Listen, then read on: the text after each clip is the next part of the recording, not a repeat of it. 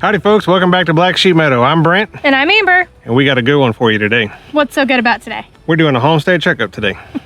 We're gonna take you guys through a bunch of the different things we got going on the homestead, talk about some near misses, some really good things that are going on, and we're just gonna go all the way around. We're gonna do a checkup on the 9 box store bag soils too. There is some phenomenal advancements on the plants that are over there. We're not gonna reveal anything yet, but we'll just give you guys a peek into how that's going so far, and we're just gonna start here and we're gonna go all the way around the homestead. So we had a weatherman told us a few weeks ago that we had no chance of frost in the near future, and we really didn't. Right. Like our low temperatures, there were no nights below 55 degrees Fahrenheit, and then we had one night last Friday night. And then all of a sudden it was, no, we're gonna have a hard freeze. And then that didn't last very long. Then it was, nope, you're gonna have a freeze. And then we ended up having a light freeze. Light frost. It was frost, not a freeze. Yeah, frost. And we got it down to 39 degrees, and we have just a little bit of frost damage on the plants, but nothing horrible at all. Certain plants did really good. Certain plants didn't do good at all. Less, yeah. So we'll have to address that. But follow along. Follow along. Okay, first stop on the tour is going to be our cucumbers that you guys came along with us while we planted. Some of them, I'm gonna get y'all in here a little bit closer. Let's see if I can do that. As you can see, these took a little bit of a damage, but I think they're gonna be just fine. I think they'll grow through this. I don't think it's gonna be too big of a deal. Yeah. But some of these down here didn't do too good. They were a little bit leggy already, so I think this might actually help them in the long run. Some of them, if you look a little bit farther down, that one's not gonna make it. I'll end up having to replant some of these, but in the most part, we're still happy we planted. We're still very happy that we planted. I'm glad we got them in. If the cucumbers were the only thing that we really lost, then I'm gonna count that as a win. Yep. And if you look down the trellis, you can see how well everything else is doing. All the green beans were actually still just close enough to ground level that the frost didn't touch them. And like I said, the frost was very, very light. Didn't hardly get us at all. Let's move on down. All right, guys, so we're underneath the trellis now where we have the row of mostly tomatoes. These first 2 buckets here actually have bush sugar snap peas. Sugar snap peas? Yep, sugar snap. Sugar snap peas. And these first 2, you can see that they're coming up. They look great. That frost, that wind didn't damage them at all. But if we move a little bit farther down, you'll see that we lost the tomato plant here, and we lost one a little bit farther down. The wind, I think, did more damage than the actual freeze to most of our plants. Yeah. So I'm gonna get a couple of these. I got some tomatoes to replant in here. I'm gonna get those in here. If you look, here's where the other one is lost. I have some marigolds, which is part of the companion planting, and I'm gonna get some of these scattered through the trellis and in these tomato beds to try to help us with pest control on these vegetables in here, and we're going to see how that goes. Plus, it'll look pretty. If I look further down, I'm going to get some hay over the emerging grass over the walkway here. Yeah, you can kind of, just on this edge right here, hay, if you look, yep. We've got some grass coming up through the hay that we rolled through this middle. Brent's going to come in while I'm planting these tomatoes and some of these marigolds, and he's going to lay some more hay over that to try to cut that back while we can. So we're going to do that now. So just a quick reminder, yep, here's one of the tomato plants that we lost. All of the tomatoes that we have planted underneath the trellis here are aroma-like tomatoes. And I'm just gonna take you through, kind of remind you about the steps that we take to plant our tomatoes. Just kind of loosen it up here. Remember, the low ones that are down here, we're gonna pinch off with our fingers, and I'm gonna plant it pretty deep because I want those roots.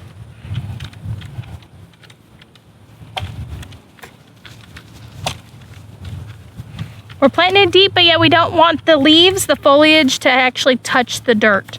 So, and I think this might actually be a good one to plant a marigold in. So I'm gonna do that while we're down here.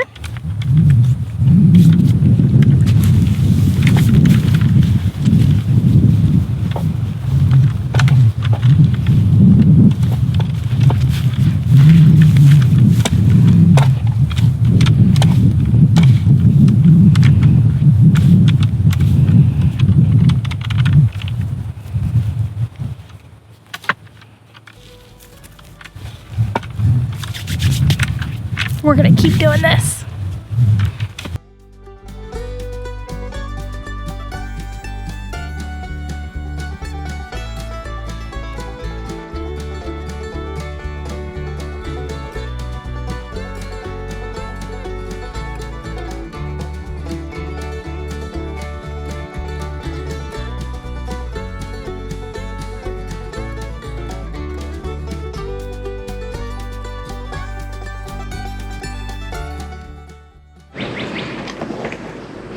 Alrighty folks, so we're here at our potato mound, and you can see our red Norlands have absolutely taken over the mound. The vegetation on top of the soil has just completely taken off. I do want to take note, if we look right here on the north side of this mound, this is the only spot that has just the slightest bit of frost damage, not bad at all. If we take a look down at the rest of our mound, we can see the Adirondack Blues, the German Butterballs, the Kennebec, and the Yukon Gold are far behind where the red Norlands are. This is pretty interesting to see. Years past, we've never had any issues growing into these plants. They all look like the plants are all healthy. They're just a little bit delayed behind the red Norlands. Let's go take a look at Amber's onions. Alright guys, we're here at my onion bed that I planted late last year in November, and as you can see there's different varieties or different heights in the different varieties. Some of them took a pretty good hit over the winter time and I actually replanted, and most of what I've replanted has done phenomenal. But I'm actually going to these ones that are really tall that made it through all the winter. I'm gonna actually trim them back to probably about 8 inches, 6-8 inches, somewhere around there. And I'm actually gonna reuse these, or not reuse them, but I'm actually going to purpose these. So I'm gonna go wash them off and then I'm gonna throw them in the dehydrator and we will have dried onion tops, which are really good for cooking if you don't do that already. It's something that's really simple to do and it tastes amazing. So that's my onion bed.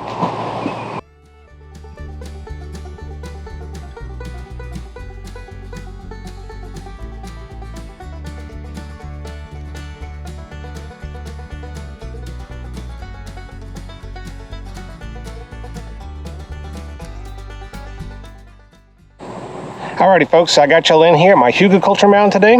I actually haven't touched a base on this ever since I built it, but we've actually got quite a few things planted in it, from potatoes to onions to carrots. I've even got some wild dewberries trellising up the other side of it. Today I'm going to plant some summer squash in it, and I'm going to plant them right at the base. I don't know if y'all can see it back here, right at the base of the onions, and I'm hoping that the onions are going to deter some of the squash vine borers that seem to take out our squash every single year. So let's get y'all in a little bit closer.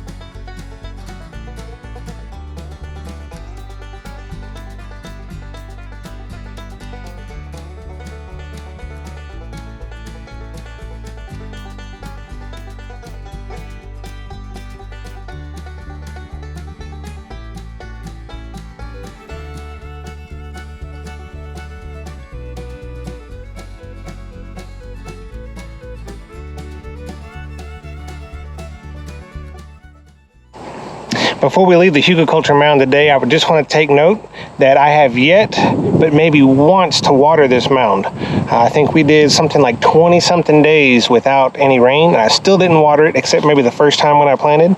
And the mound holds just enough moisture to support all these plants, which was our goal whenever we did it. Okay, so we're down at our carrot bed, and you can see in the bed where we dug the little furrows with, I don't remember what the tool was called. I don't think we ever You'd have found to the go name. back to the carrot bed video. But we dug the little furrows with the tool. It has actually helped substantially. We have all of our carrot seeds spread out vast. They're not all pulled together after a rain, which is nice. They still have a lot to germinate and sprout up. I have full confidence that they will. Year to year, carrots they just never seem to all germinate the same week. So this is still really impressive. A good step towards the right direction for 80% of our own food this year. wanted to show you guys how much of the onion tops I trimmed off. I'm going to wash them and then put them in the dehydrator. This is something that you can do several times while the onions are growing, but you don't want to trim them too soon or too close to harvest time. So you really want to let them, when it comes close to harvest time, you really want to let them just grow and do their thing. But you can usually trim them 2-3 times and then still leave that good window before they're ready to harvest for them to actually bulb. But I'm not going to let any of this go to waste. It smells amazing and it becomes very good seasoning for all of your foods. I was going to say the camera can't catch the way how well those onion tops smell. They smell really good. It makes me hungry.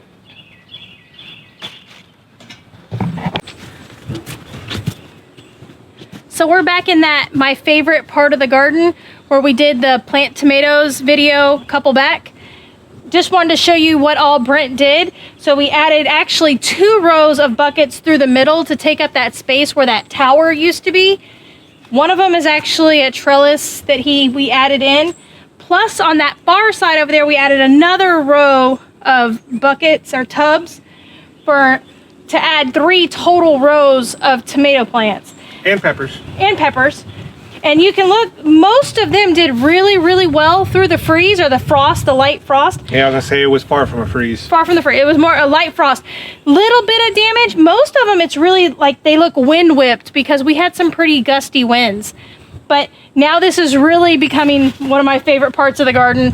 I love the walk around. It's gonna look really good when all of this is in full bloom. We're gonna take y'all to, I guess, cabbage. Yeah, the big honcho as far as the topic today. A lot of people like our multiple different styles of box garden soils. Trying out the soils. We're gonna let y'all in a little bit on that, but we're not gonna reveal too much because there will be a whole video strictly on that. Oh yeah, and we're still a couple weeks out from that kind of video. We want to get a final video once they've completed, which we're still several weeks out from that. But we'll give you a quick. It's still pretty extravagant today. Let's go check it out. All right, so real quick before we get to 2023's bag garden soil test, we're going to show you what 2022's was like. If y'all remember, we did 5 different garden soils last year. This would be a Bonnie Plants, that would be a Miracle Grow, and you can see these plants still hung on through the winter.